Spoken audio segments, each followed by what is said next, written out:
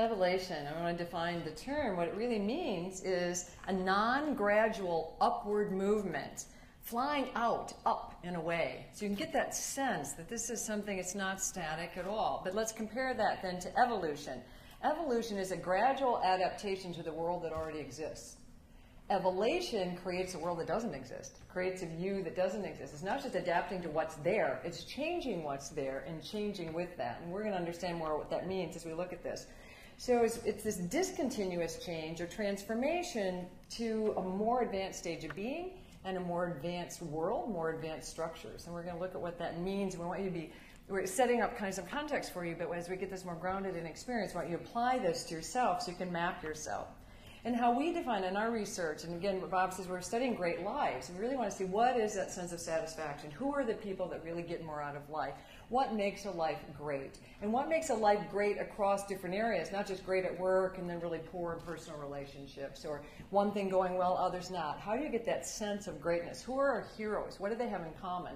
And all of our studies showed that, yes, they were leaders. Not all leaders live great lives. But people that live great lives are all leaders. And that's the distinction we're going to be working with today. So evoluting for us, as we defined in our studies, was consciously engaging in one's evolution with the intent of conscious transformation and continual transformation, realizing that evolators, and as we talk about this process, they never stop. They don't get like, ooh, that's it. Made it. Let me just sit back. And they might do that, but they get pretty bored pretty easily and realize they have to re-engage. So it's this continual process of growing and changing, not just making it and coasting, but how do you keep reinventing and recreating yourself? And evoluting means it's a process by which one lives a great life. And the catalytic power, listen to that, the catalytic power that causes one to become a transformational leader and also facilitates the evolution and transformation of others. Okay, so I'm going to give you an overview of the model. Then we're going to take each one of the phases of the model and go in depth into what it is. And then you'll learn some of the science behind that and some of the neuroscience behind that. We want you to be thinking about the so whats in your own life and in your own leadership. The first stage of the model, and these stages are reciprocal, is yearning. Most of us confuse yearning with salvation. If I can only get enough money, if I can get the right wife, get the right house. Yearning is a deep urge that comes from within you that has to do with genuineness. And you're going to learn how transformational leaders are genuine because they tend to have more genuine yearning that allows other people to attune with them. The next phase is engagement. Engagement isn't just doing something. Oftentimes we do things actually to suppress our yearnings. You know, I do something to make something go away. But when my yearning is informing my actions and I'm engaging in life from my yearning, then I will do it automatically what comes next, which is I will revelate. Revelating is the learning, the awareness, the aha about myself, commonly known as insight. But insight is a cognitive function. You can also have visual insight. I saw something I'd never seen before. You can have emotional insight. Wow, I felt something. There was something that came through for me. So revelating is much more than what we call insight. But it is, you'll learn how this is the beginning of you developing new neural pathways to move yourself from where you are into your potential. And that doesn't mean that where you are into your potential doesn't necessarily mean more money. There are a lot of people who stay exactly the same, who make more money, more money, more money, more money. They found their money crank and it worked. The beauty of this is you get the more money because you're being more you, and you're leading the people that you lead to be more them. So it starts with revelating, but the next phase is called liberating. Liberating, you must act on that revelation. That's why insight is not worth much. It's the booby prize. Insight is understanding. Liberating is taking that into action. And you're going to see how for you personally and for the people you lead, they must be liberated. Your job is to liberate them into behaviors oftentimes they never imagined that they could do. And that was a huge part of what Brad saw his job as, and we'll be tying a lot of this back into our conversation with him at the end of the day. Once we liberate, we're now in a position to move to the next level, which is rematrixing.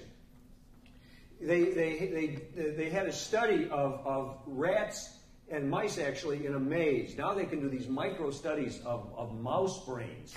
And they found that the mice actually created the maze, recreated it, turn for turn in their brain. Not as something they figured out, but the maze became wired in their brain, and they could watch where the mouse was by where it fired in their brain. So you're developing maps of experience that cause you to go down the same arm of the maze over and over and over again. So once that you have engaged and revelated, you're now in a position. Revelation lets you know what your matrix is. It lets you understand where your neural wiring is. They're now finally starting to realize that Freud really had something going for himself, that he had people free associate so he could start seeing what their neural firing patterns were and what the gangs and what the direction, how everything had been put together. What was Main Street in your thinking? You know, what was 2nd Avenue, 3rd Avenue?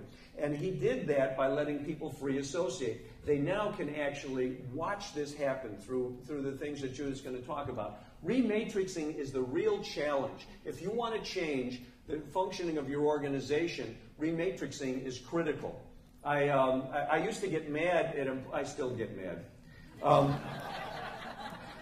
I used to get madder more often at employees when I had to tell them something a second time.